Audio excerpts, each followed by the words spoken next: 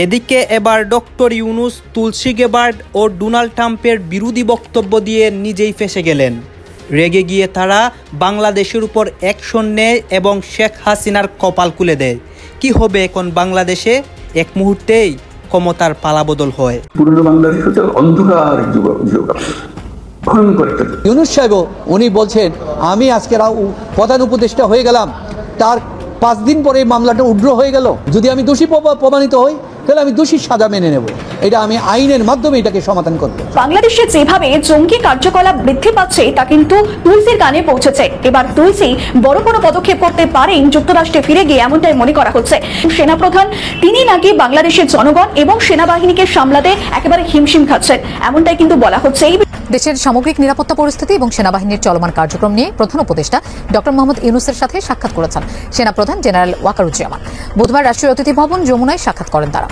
সাক্ষাতে যারা সরকারের ক্রিম ভোগ করছে, সুবিধা ভোগ করছে, যারা হেলিকপ্টারে, পুলিশের হেলিকপ্টারে চড়ে মাগুরায় যাচ্ছে, সুযোগ সুবিধা পাচ্ছে, তারা তাল বাহানা শুরু করছে। এই ব্যাপারে আমাদের সতর্ক থাকতে হবে। আজ যারা ইউনূস সরকারের পক্ষে এইসব অপকর্মকে সমর্থন করেন তারা বলবেন আমাকে গালি দেবেন। আমেরিকায় এই যে ঘটনাগুলো ঘটছে তুলসী গাবার্ডের কথা, এবং তারপরে যেভাবে আমেরিকা বাংলাদেশের রিয়াকশন এবং সেই রিয়াকশনের জবাবে বাংলাদেশ এমন একটা দেশ, এমন একটা মানুষ এখন শাসন করতেছে, বা বাংলাদেশের যে 18 কোটি জনতা আছে এরা সব নপুংসক, সব হিজড়া। যে কোনো সময় আমেরিকা এসে বাংলাদেশে গলার মধ্যে ধইরা বাংলাদেশে খন্ড খন্ড কইরা ইউনূসকে দেশান্তরী কইরা দিব। হ্যাঁ, আমেরিকা ডক্টর ইউনূসকে এই অবস্থায় করবে।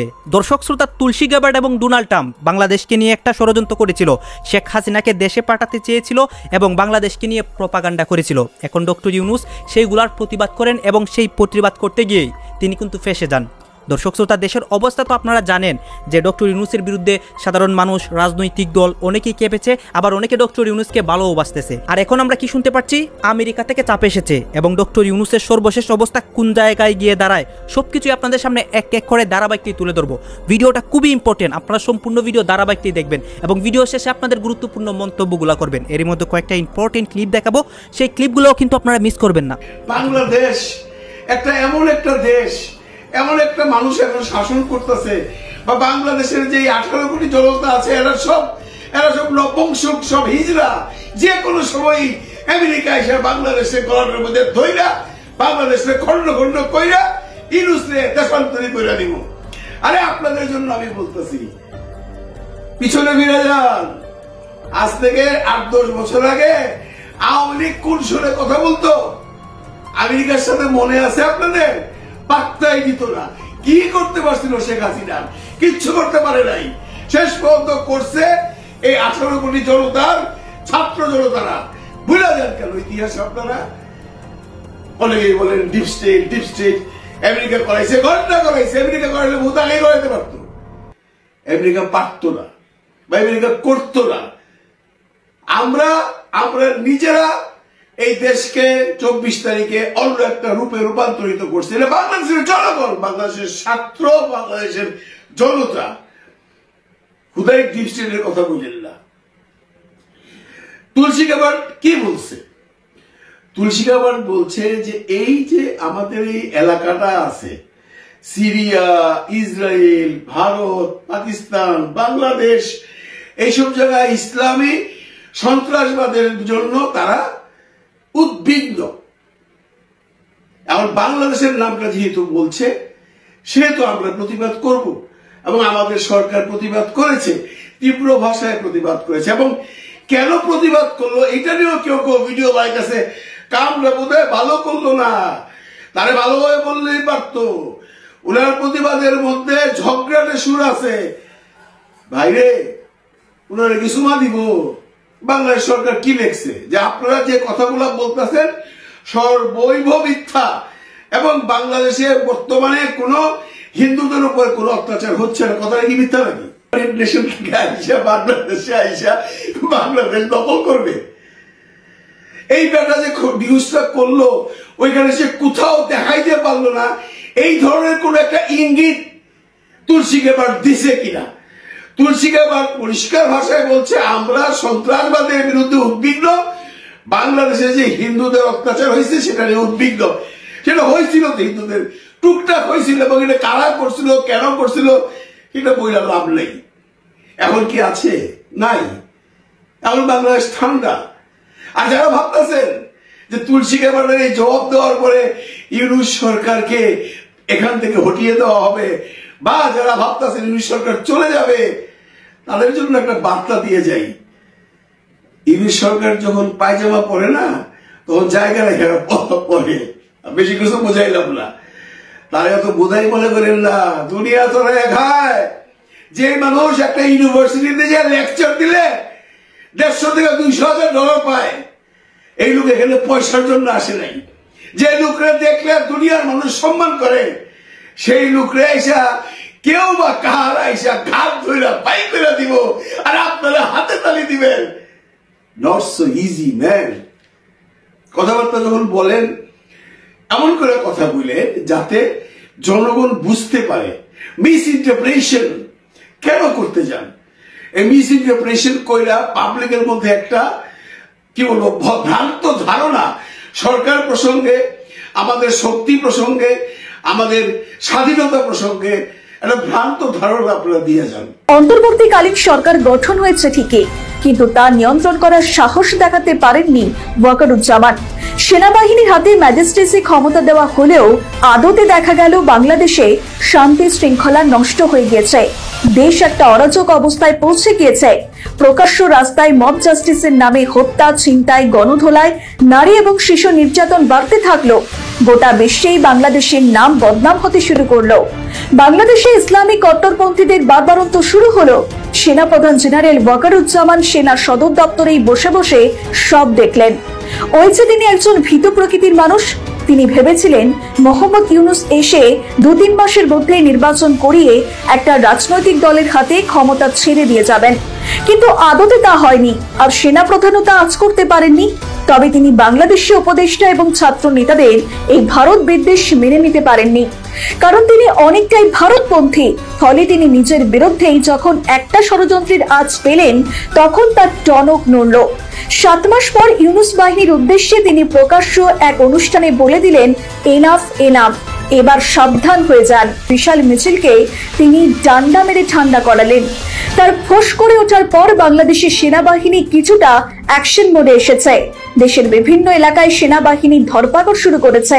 আর তিনি ভারতের সহযোগিতা এবং সাহায্যে একটা সেনা অভ্যুত্থান ঠেকাতে পেরেছেন, নিজের গদি এবং প্রাণ বাঁচাতে পেরেছেন। কিন্তু ওয়াকারুজ্জামান এখনো সেনাপ্রধান হিসাবে গত 5ই আগস্ট যে দায়িত্ব নিজের কাঁধে তুলে নিয়েছিলেন, সেটা এখনো পালন করতে পারেননি। ফলে তিনি কিভাবে সেনাপ্রধান হলেন, সেটা নিয়ে প্রশ্নচিহ্ন থেকেই যায়। আমাদের দেশের প্রধানকে এখন গায়ে মাখার সময় আছে, কারো গণার সময় আছে, গণার সময় নাই। এই যে পুলিশ বাহিনীর এখানে যে বক্তব্য রাখলেন ইউনূস স্যার, ওখানে কি বললেন যে আমরা ছোট মাঠে খেলার প্লেয়ার না, আমরা দুনিয়ার মাঠে খেলার প্লেয়ার, পৃথিবীটাই আমাদের মাঠ, ছোট্ট জায়গায় খেলার প্লেয়ার না আমরা। সরাসরি বলছেন। আমরা বলতে কি বুঝাইছে? বাংলাদেশকে বুঝাইছে এবং ওনার নিজেকে বুঝাইছে। হ্যাঁ, ওনার নিজেকে বুঝাইছে, বাংলাদেশকে বুঝাইছে, আমাদেরকে বুঝাইছে। আমরা পৃথিবীর মাঠে খেলার প্লেয়ার, ছোট মাঠে না। মোদিজি কি খেলবে ইউনূস স্যারের সাথে? আর মোদিজি কি খেলবে ইউনূস স্যারের সাথে? আপনারাই বলেন। লেভেল 1 না, 1 না। আমি আর মুখে বলতে চাই না চায়ের কথা, নোবেলের কথা, আপনারা বুঝ জানেন। এখানে আর এখানে খেলা কি জমে না। মাঝরাইতে উত্তর দিয়ে দিছে তুলসী গ্যাবার্ডের, যা আপনার এইসব ভুল ব্যাখ্যা আমরা মানি না। বাংলাদেশ ঐতিহাসিক ভাবেই একটা ইসলামিক কান্ট্রি, এখানে ইসলামের চর্চা হয়। ইসলামের চর্চাকে আপনারা মৌলবাদী বইলা চালায় দিবেন, এটা কি হয়? আরে সংখ্যালঘু বলেন, সংখ্যালঘু কোথায় অত্যাচার হইতেছে, কোথায় জুলুম হইতেছে? ভারতে জানেন না? ভারতের পুলিশের একজন বলতেছে 52 সপ্তাহের মধ্যে 1 সপ্তাহ জুম্মার নামাজ না পড়লে কি আসে যায়। মানে শুক্রবারে দেওয়ালি পড়ছিল, ওই দেওয়ালিতে যেন মুসলমানরা ঘর থেকে বাইর না হয়। পুরা মসজিদ গুলাকে জানেন, শত মসজিদের সামনে জানেন কাপড় দিয়ে ঢাইকা দিছে, কেউ যেন জুম্মার নামাজ পড়তে না আসে। এবং রাস্তায় বাইরে সবার গায়ে রং মাইরা দিতেছে, নামাজ পড়তে যাইতেছে রং মাইরা দিতেছে, দাড়ি ধরে টানাটানি করতেছে। আর ওরাই বলে সংখ্যালঘুর কথা। আমাদের দেশে এখানে হিন্দুরা সম্মানের সহকারে আছে, ইজ্জতের সহকারে আছে। দেখেন, একটা হিন্দু পরিবারে একটা ধর্ষণের কেস হয়েছিল, ওইখানে ডাক্তার শফিকুর রহমান স্যার উনি ওইখানে চলে গেছেন এবং ওই পরিবারের সারা জীবনের দায়িত্ব নিছেন, লেখাপড়ার দায়িত্ব নিছেন। যতদিন বাইচা থাকবে কতদিনের দায়িত্ব নিছেন? এখানে ঘরে ঘরে যায় জিজ্ঞাসা করেন না কেন? ইউনূস স্যার তো ভারতের সমস্ত মিডিয়াকে ডাকছিল, কিছু সংখ্যক আসছে, ওরা তো চোখেই দেখা গেছে, হিন্দুদের কথা শুনে গেছে। হিন্দু ভাই বোনেরা কি বলছে? তারা তো বলছে আমরা সবচেয়ে বেশি নিরাপদে আছি এই গত 7 মাস। এতটা নিরাপদে কখনই ছিল না, আসলে সবসময় নিরাপদে ছিল। দুই একটা ঘটনা ঘটে কেন জানেন? ওই যারা রাজনীতিতে গিয়া পা চাটে, স্যান্ডেল চাটে, তাদের উপরে জুলুম হয়। ওইটা না করলেই তো হয়, তাই না? যাই হোক, ওগুলা কোনো ব্যাপার না। তুলসী গেবারকে নিয়ে এত খুশি হওয়ার কিছু নাই। 2021 সালে ওই একই কথা বলছে, তাই না? একই কথা যে বাংলাদেশে জঙ্গির উত্থান হয়েছে। এটা কেন বলে জানেন? এটা বলে এই জন্য ভয় পায় মুসলমানদেরকে, ভীষণ ভয় তো মোদিজির। এই দেশে যেন মুসলমানরা কোনোদিন দাঁড়াইতে না পারে, এই ব্যবস্থাই তো কইরা গেছিল গত 54 বছর সব দলের সাথে হাত মিলাইয়া। যারা নির্বাচনে পাশ হয়ে আইছে, আপনারা একটু স্মৃতিচারণ করেন, প্রত্যেকটা দলকে তারা হাতে নিয়ে নিছে এবং আমাদের দেশটাকে চুষা খাইছে। গত 7 মাস চুষতে পারতেছে না। ওরা মনে করছিল আমাদের ভিসা বন্ধ করে দিলে আমরা চিকিৎসা নিতে পারব না। আমরা চিকিৎসা গত 7 মাস নেই। আরে ভারতের চেয়েও কম খরচে ব্যবস্থা করে দিচ্ছে ইউনূস স্যার। চীনে চলে যান, চীনের 2টা প্রদেশে আপনারা যখন যাইবেন তখনই হোটেলের ব্যবস্থা, থাকার ব্যবস্থা, খরচ কাছাকাছি, চিকিৎসা ওইখানে 1000 গুণ বেশি, 1000 গুণে বেশি। ওরা ভাবছিল আমাদের পেঁয়াজ দিবে না, আলু দেবে না, বন্ধ করে দিবে, আমাদেরকে রোজার সময় একটা বিপদে ফেলাইবো। ইউনূস স্যার তো খেলে দিছে। উনি বলছে না আমরা দুনিয়ার মাঠের খেলোয়াড়, ছোট্ট মাঠের খেলোয়াড় না। ওইটা মাথায় নিয়ে ভারতবাসী। আচ্ছা, ভারতবাসীকে আমি কেন বলতেছি? ভারতবাসী আমাদের পক্ষে।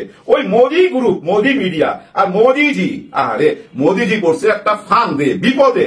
কি করবে বলেন? এখন শেখ হাসিনাকে না পাঠাইতে পারতেছে বিদেশে, না রাখতে পারতেছে। রাখলে বিপদ, 18 কোটি মানুষের সাথে সংঘাত। আর যদি বাইরে পাঠাইয়া দেয়, বিদেশ পাঠাইয়া দেয় বা বাংলাদেশের কাছে দিয়া দেয়, তাহলে হয় কি জানেন? ওই যে বেইমানি হয়ে যায়। তাহলে একটা মেসেজ চলে যায় নেক্সট যারা ক্ষমতা আসবে তাদের কাছে, যে ভারত পাশে থাকে না বিপদে।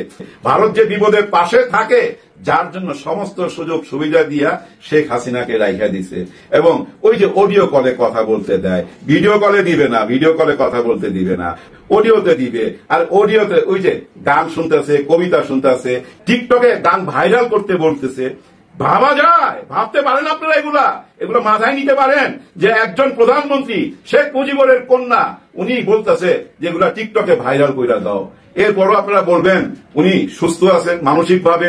না, ওনার জন্য দোয়া করেন, ওনার জন্য দোয়া করেন। যদি আপনারা ওনাকে ভালোবাসেন, দোয়া করেন ওনাকে যেন আল্লাহ সুস্থ করে দেয়, ওনাকে যেন আল্লাহ বুঝার ক্ষমতা দেয়। উনি বুঝতে পারতেছেন না, সীসা দিয়ে ওনার কান বন্ধ, চোখ বন্ধ, কিছু দেখতে পাচ্ছে না, কিছু শুনতে পাচ্ছে না।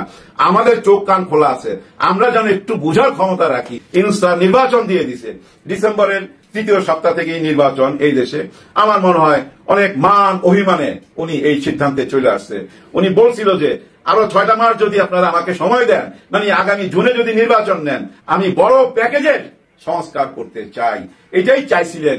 যাই হোক, উনি নির্বাচন দিয়ে চলে যাবেন। কিভাবে থাকবে বলেন? কিভাবে থাকবে? কেউ সহযোগিতা করতেছে না। 60-70 জনকে ডিসি পদে অফার করছে যে আপনারা এই এলাকায় ডিসি পদে যান, যাইতে রাজি না। ওনারা জানে দেশ এখন এমন এক অবস্থায়, সামনে যারা ক্ষমতায় আসবে তারা আইসা আবার এগুলা প্রতিশোধ নিতে পারে। হ্যাঁ, প্রতিশোধ নিতে পারে। দেখেন না, পুলিশ ভাইরা যদি এখন কাউকে ধরলে কিভাবে হুমকি ধামকি দেয়। ইউনূসের অন্যতম সহকারী মাহফুজ জঙ্গি ছিল। তারা বহাল তবিয়তে এই মোহাম্মদ ইউনূসের সরকারে আছে। এরপরেও এই সরকারকে জঙ্গিদের সরকার যদি না বলি কিভাবে অভিহিত করব? আর ইউনূস হচ্ছে জঙ্গি দলের নেতা। অনেক উপদেষ্টা পদত্যাগ করছেন, সর্বশেষ হচ্ছে ওর প্রধান সহকারী আমিনুল ইসলাম। শিক্ষা টিক্ষা সম্পর্কে ইউনূসকে পরামর্শ দিতেন। দেখুন, বাংলাদেশে স্কুলের ছেলেমেয়েরা 12 ক্লাস পর্যন্ত বছরের শুরুতে বিনা মূল্যে পাঠ্যপুস্তক পেত। 40 কোটি বই দেওয়া হতো। এখনো বোধহয় পুরোপুরি বই দেওয়া সম্ভব হয়নি। এই তথ্যটাও আপনারা নিশ্চয়ই জানেন। পৃথিবীর 800টা প্রথম সারির বিশ্ববিদ্যালয়ের মধ্যে একটা বিশ্ববিদ্যালয় নেই যেটা বাংলাদেশের। তাহলে বাংলাদেশের শিক্ষা প্রতিষ্ঠান থেকে মধ্য মেধা, নিম্ন মেধার ছেলেমেয়েরা বেরোচ্ছে। অধিকাংশই মাদ্রাসা শিক্ষায় শিক্ষিত, অত্যন্ত র্যাডিক্যালাইজড, মস্তিষ্ক ভর্তি ঘৃণা। এরাই কিন্তু ইউনূস সরকারের সমর্থনকারী, এরাই তৌহিদি জনতা, এরাই মব, এদেরকেই সমর্থন করছেন ইউনূস, যাতে তিনি ক্ষমতায় থাকতে পারেন এবং নির্বাচনটা না করতে হয়, নির্বাচন যাতে করতে না হয় তার জন্য ইউনূস নানা রকম। আপনারা তো দেখলেন এখানে কি কথা হচ্ছে, অনেকে কিন্তু অনেক কথা বলতেছে, অনেকে আলোচনা করতেছে, অনেকে সমালোচনা করতেছে দেশের বিভিন্ন অবস্থা এবং দেশের বিভিন্ন পরিস্থিতি নিয়ে। এই সব বিষয় নিয়ে কিন্তু অনেকে সবাই সবার মন্তব্য প্রকাশ করে এবং সেই মন্তব্য থেকে অনেক তথ্য আমাদের সামনে প্রকাশ হয়। সেই সব বক্তব্য আপনাদেরকে দেখিয়েছি। দর্শক শ্রোতা, এতক্ষণ আপনাদেরকে যা কিছু দেখিয়েছি সব কিছু কিন্তু আমরা সোশ্যাল মিডিয়া থেকে সংগ্রহ করেছি। এখানে আমাদের নিজস্ব কোনো মন্তব্য নেই বা নিজস্ব কোনো সিদ্ধান্ত নেই। এইসব দেখে আপনাদের কি মনে হচ্ছে এবং আপনাদের মন্তব্য কি, এটা আপনারা অবশ্যই কমেন্ট বক্সে লিখে যাবেন। এবং আপনাদের কাছে আমাদের একটা রিকোয়েস্ট থাকবে, আপনারা যদি আমাদের চ্যানেলে নতুন দর্শক হয়ে থাকেন চ্যানেলটি সাবস্ক্রাইব করবেন এবং পাশে থাকা বেল বাটনটি বাজাবেন, যাতে করে নেক্সট ভিডিওটা সবার আগে আপনাদের কাছে পৌঁছায়। ধন্যবাদ।